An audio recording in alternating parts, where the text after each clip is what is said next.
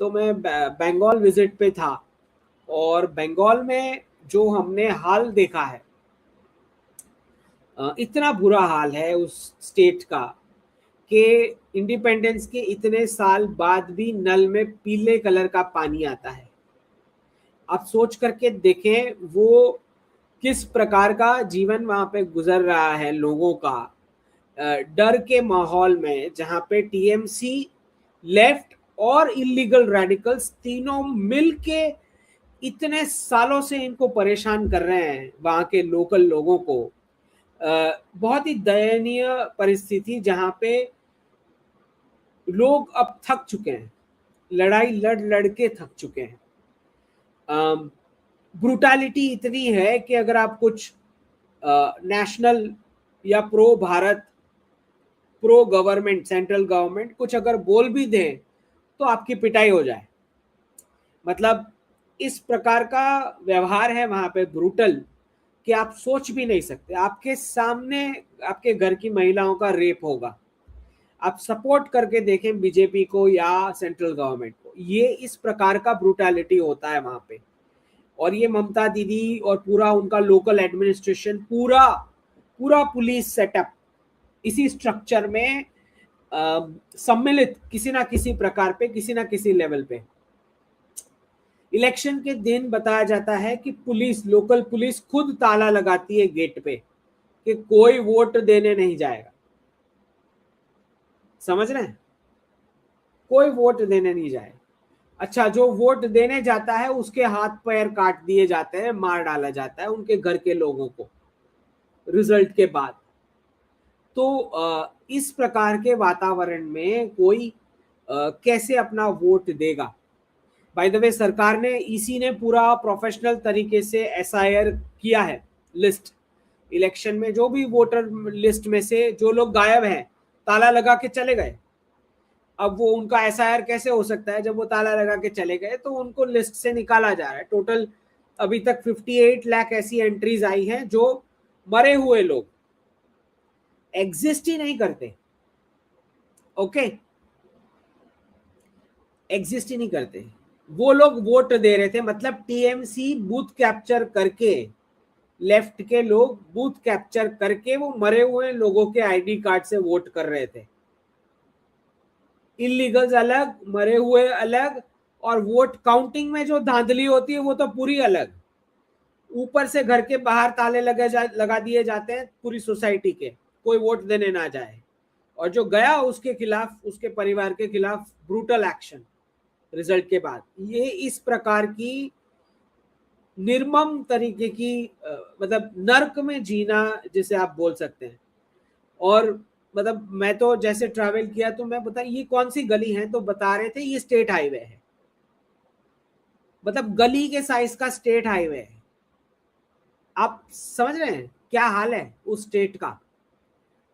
तो लोगों ने तो अब ये होप छोड़ दिया है, लेकिन वेव पूरा बीजेपी का दिख रहा है रास्ते में, हर जगह फ्लैग लगे हुए थे। और थोड़ा ममता दीदी को भी समझ में तो आ ही रहा है। खैर, उसी दिन अननोन गनमैन ने बांग्लादेश में अपना करतब दिखाया, और ममता दीदी ने स्टेडियम में मेसी को बुला के पूरा स्टेडियम मैस किया टीएमसी ने।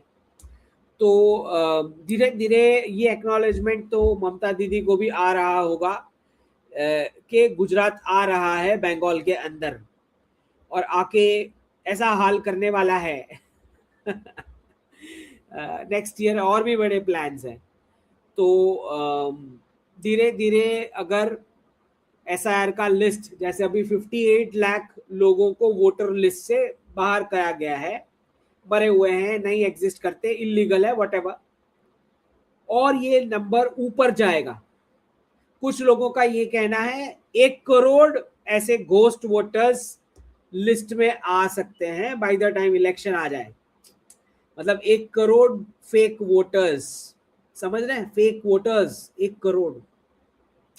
कुछ लोग इस हद तक का एस्टिमेट देते हैं।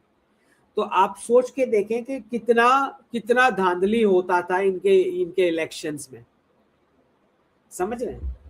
तो अगर ये पूरा क्लीन अप हुआ और उन लोगों को सबको वोट करने मिला जो अपनी सोसाइटी से बाहर आके अगर वोट कर पाए, तो फिर बीजेपी बिल्कुल जीत सकती है ये इलेक्शन। ना सिर्फ ये, जीतने के तुरंत बाद सबसे पहले उनको पूरा पुलिस एडमिनिस्ट्रेशन चेंज करना पड़ेगा टॉप टू बॉटम, तब जाके कुछ रहने लायक कोई स्टेट राज्य के लिए हो पाए। वरना तो बंगाली लोगों का भविष्य बहुत ही डार्क है।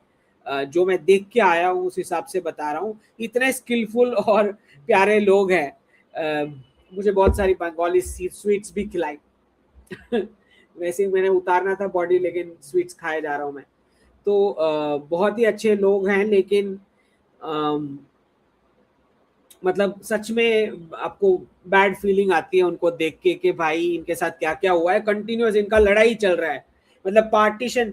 दो स्टेट ऐसे हैं, बंगाल और पंजाब, ये दोनों स्टेट के साथ इतना बुरा हुआ है, मतलब पार्टीशन आधा आधा हो गया इनका, फिर कंटिन्यूअस वायलेंस चल रहा है, फिर कन्वर्जन, फिर जिहादी, दोनों स्टेट के साथ इतना बुरा हाल हुआ है कि अब तो कुछ भगवान को भी इन पर नजर करनी चाहिए कि भाई अब इनको थोड़ा रिलीफ दे दे, थोड़ा एटलीस्ट थोड़ा हॉलीडे दे दो।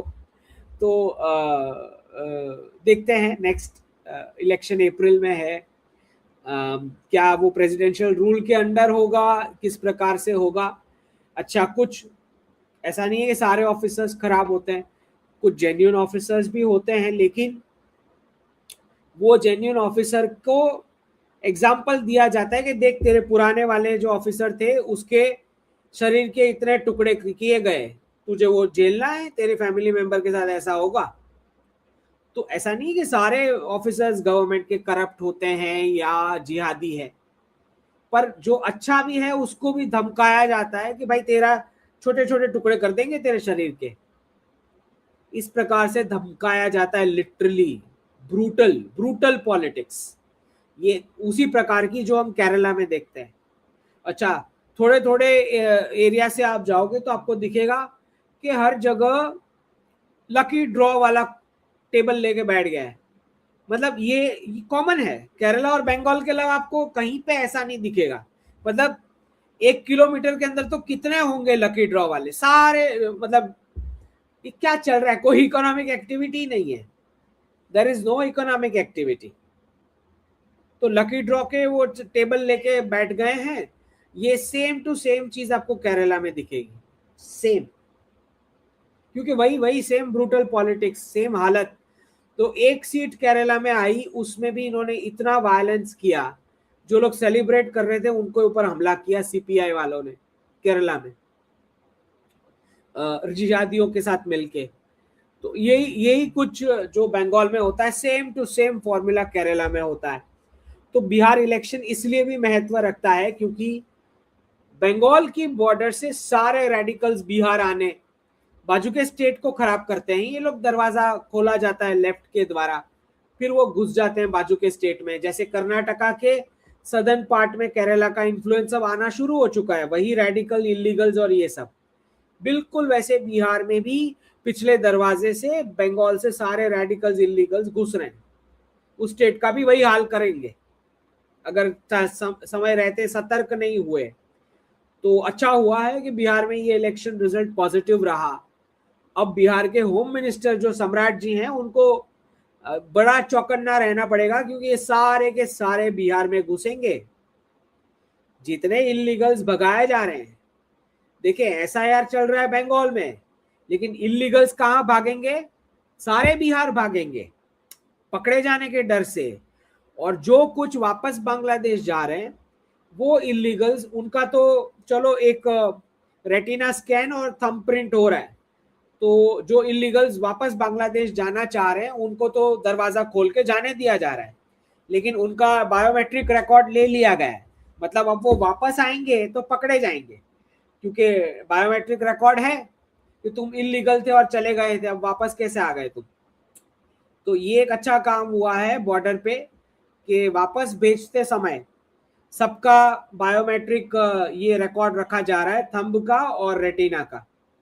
तो कल को वापस बांग्लादेश क्रॉस करके आ जाएंगे इलेक्शन के बाद, तो वापस पकड़े जाएंगे, क्योंकि अब तो डेटा है बायोमेट्रिक। तो ये एक अच्छा सरकार ने स्टेप लिया है कि जो इलीगल्स हैं खुद बोल रहे हैं कि हम इलीगल है, वापस जाना चाहते हैं, उनको जाने दिया जा रहा है, लेकिन थंबनेल और रेटिना स्कैन करके।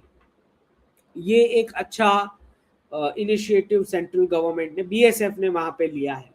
लेकिन अभी भी बॉर्डर पोरस है, जिसका साफ अर्थ ये होता है कि जब कभी बांग्लादेश का सॉल्यूशन होगा तो आपको बॉर्डर उस हद तक खींचनी पड़ेगी जहां पे पहाड़, नदियां या कोई नेचुरल फॉरेस्ट या ऐसा कुछ ना आ जाए जिसकी वजह से इन्फिल्ट्रेशन इजी हो जाए।